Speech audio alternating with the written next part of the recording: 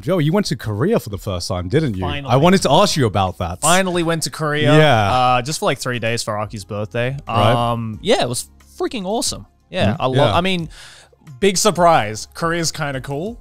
Yeah, it is. It is. Big surprise. Huge revelation. The food there was freaking amazing. Wow, no one knew that before. Yeah. But yeah, I don't know. We were just being tourists for 3 days, just because I've never been there. Aki's never been there, and it's so close to Japan. Yeah. Right. Yeah, like 2 hour flight. Yeah, it's like Yeah. it takes longer to get to Okinawa than it does to Korea. exactly. And I've been to Okinawa like 5 times. So I'm Yeah. just like, okay, I have no excuse. I gotta go. Whereabouts did you stay?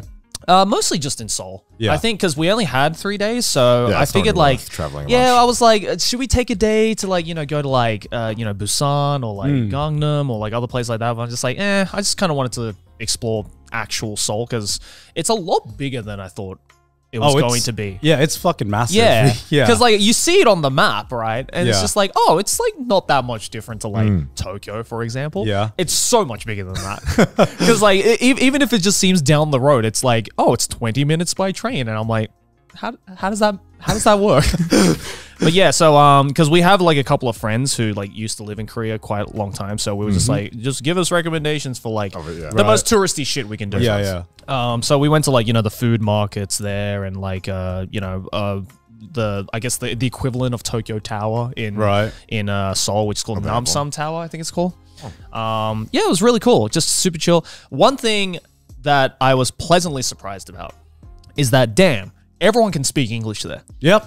And it's awesome. Wait, really? Yeah, like even if like you walk into a store, right, and immediately they greet you in Korean, but then the moment you start speaking English, they just switch full on fluent English, and they're just like, oh, okay, yeah, sure. No Yeah, problem. I was surprised by that when I went to Korea as well, because there was like a few times where I was just like, me and Sin were like staring at like the train map, trying to figure out how to get to the place we want to go. Yeah. And every time we stood there for like more than a minute, someone came over and was like, oh, do you need help? In like perfect English. Yeah. And would explain how to get there in perfect English. Yeah. And I'm just like, yeah, I'm going to see League of Legends. Okay. do you know which stadium that is? I'm trying to watch Imagine Dragons, actually. Yeah. Yeah, but it was so surprising that like I think just not only the fact that English is such a prevalent language that's spoken there, but also just like one massive difference I saw, especially compared to Japan, was not only that, but also just how much people are okay with being on camera. Because Aki and I were both vlogging our entire trip. And, when you go to like the food markets, for example, and, you'd point the camera at like the food and stuff like that. Yeah. And I think my like Japanese brain kicks in. Yeah. And I'm just like, I'm going to try and avoid getting random people into my videos because they might not like it. No, there was so many instances where I would point, the camera towards like a food stall or something. Right. And the man or the woman behind it would just be like, yay! Like they were so chill and okay with being on camera. And when we were at this random food stall, there was this Korean couple that just started talking to us again in perfect English. Yeah. And was just like, oh, I wouldn't recommend that if you don't like spicy food. In the most like, and I thought like, oh, have you lived outside of Korea before? And they're like, never left the city. I'm like, then why is your English so good? What the hell? And it's just, I got a glimpse of what Japan might be if English was as commonly used as it was in Korea. Right. Because immediately, as a tourist, I felt so much more comfortable, like just kind of talking to people. And like, I wasn't as, obviously I was trying to also practice my horrible Korean as well. Yeah. But at the same time, if it failed, then there was always that fail safe of, oh, they can speak moderately decent. You have a safety net. Yeah, right? they have a safety net, which I feel a lot of people who come to Japan as a tourist unfortunately don't really get. Yeah. Purely because English is just not as commonly spoken, and you get that like nani like face, right? Yeah. Every time you go. I mean, I think we are very, very lucky to know English because it's such an OP language if you're traveling about. Yeah. And you forget sometimes that, sometimes when you travel, there are some places that just don't know much English at all. And Japan is like one of those countries in comparison to some other major cities and then a lot of like other, like, let's say culturally famous places. Japan doesn't really speak that much English.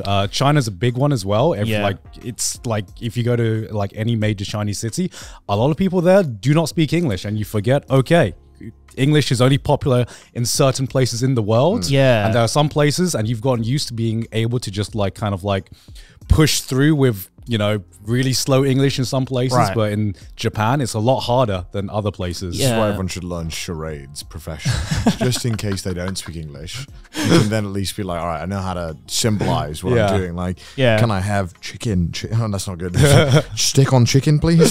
Stick on chicken. Stick on chicken. Give me that. Yeah. No, but obviously, you know, the food was freaking amazing there. Like everything. Do you I have had. Korean fried chicken? Of course. Of I was course. going to ask, all right, how course many we did. times though? Like, I think I would have come back with 15 like points of higher cholesterol. 'Cause I mean- I would have hit it every day. I mean, we only went once, but it's because we tried to have as much variety Yeah, of you Korean did 3 food as days, yeah, possible. same here. So we were just like, we're just going to try everything. And we saved the Korean chicken till last because it was like, you know what's gonna slap. Yeah, like, yeah, like, yeah. It's pretty hard to mess up, and I know like, and also my Korean friend was like, go to this place because this is the best place to go. Okay. And we went there.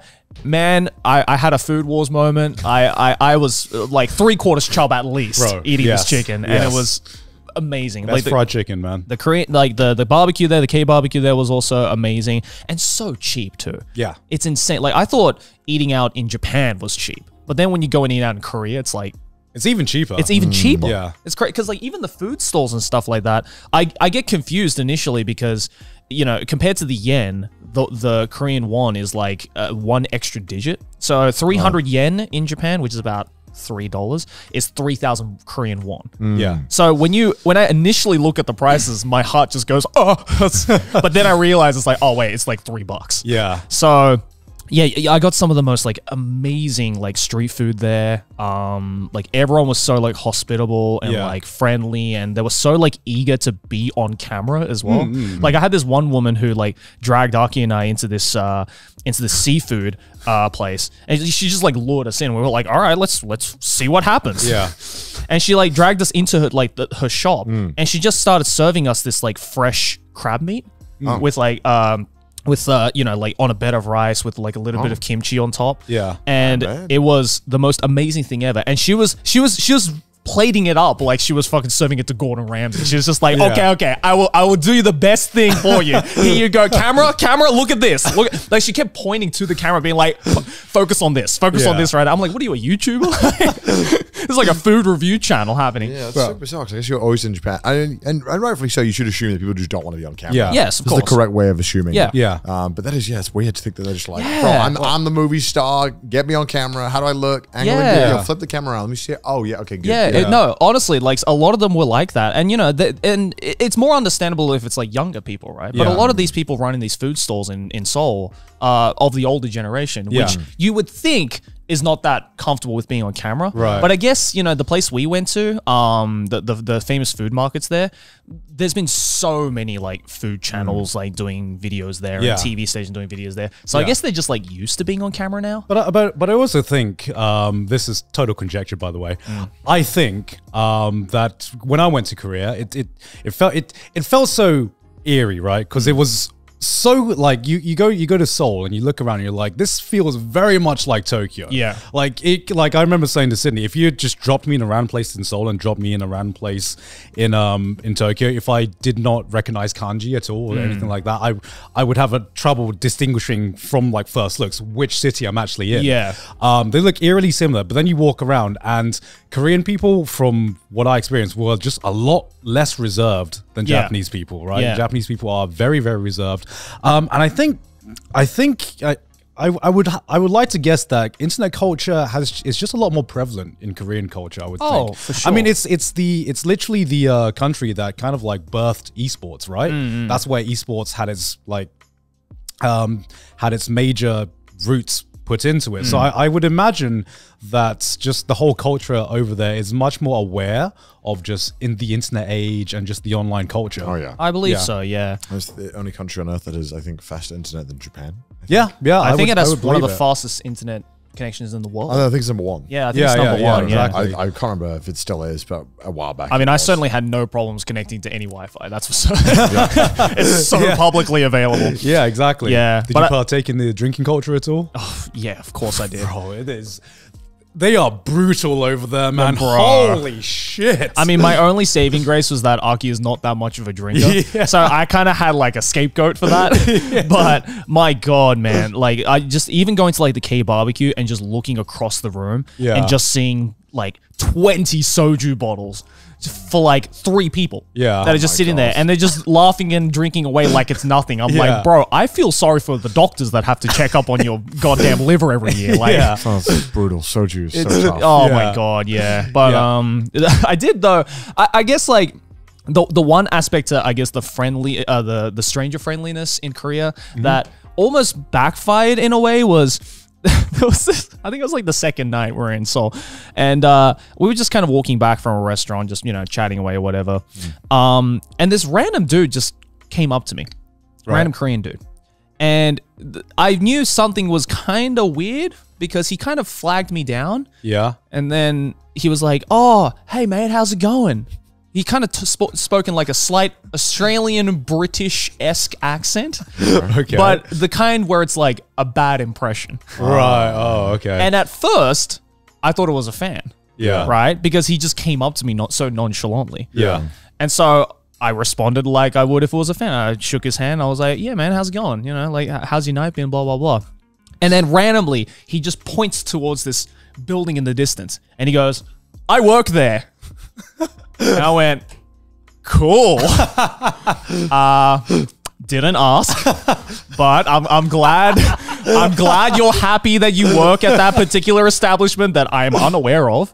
And then he just started asking me questions like, oh, where are you guys from? Blah, blah, blah. Yeah. And that's when I realized, oh, he's not a fan. He's just a random dude who just stopped me and I guess just wanted to start talking to me for some reason. No, that happened to me twice when I was in Seoul. Yeah. I was in Seoul for like 3 days as well. Yeah. And people like just randomly, obviously we look like tourists. And I think, I don't know if it's normal for locals to do this, but especially I felt like someone just wanted to practice their English. Right. They saw a tourist, they were like, all right, boys, it's time. And Unlike Japanese people where they're like very reserved, they're like can't talk to random strangers. Yeah. Don't do that. Don't break people's social boundaries. Koreans are just like, you know what? I'm just gonna strike up a conversation and see where it takes me. Honestly, and I think the only reason why he decided to start talking to me in particular is because I think he heard my accent. And then he mentioned to me that he lived in the UK for a couple of years. Oh, and that's how he learned his English. Right. And I was like, okay, I mean, good on you. Like, your English is certainly better than, the average Korean that I've talked to so far on this trip. But also, it was at like 11 p.m. on a side street. And my first instinct was, this guy's trying to fucking mug me. And I could see Aki's just like shitting herself, just being like, get me the fuck out of this conversation right now. And then I found it really weird when after all of that, just kind of chit chat, getting to know, about him and his supposed workplace. Yeah. He was like, where are you staying? And then that's when the red flag went up and I was like, and I just mentioned some other hotel. Yeah. I just mentioned some other hotel. I'm like, oh, it's like down there. We got to get the train or whatever. And he's like, okay, do you want me to like take you to that hotel? And I was like, I'm good, bro. That's a no from me, dog. I know my way. We've been here for a couple of days. It's all good. And so I started to get really, really worried. Yeah. Luckily, he like left me alone after that. And he was just like, okay, have a good night, mate. And I was like, Too friendly. Yeah, Okay, that didn't happen to me. Yeah, I was like, yeah, you too, man. And I just fucking bolted across the road. I'm like, please don't follow us. But yeah, that was it was scary, but also I don't know, it was a little bit endearing, right? Because that is a situation that you will almost never encounter in Japan. Right. Especially if the Japanese person is striking up the conversation. Yeah, that would never happen. That would never happen. Absolutely here, no way. Especially in Tokyo. So yeah. I was gonna say it's happened a few times outside of Tokyo, but not in Tokyo. No. It's happened to me in like Osaka and stuff, right? Where the stranger friendliness is a little bit better, but never in Tokyo.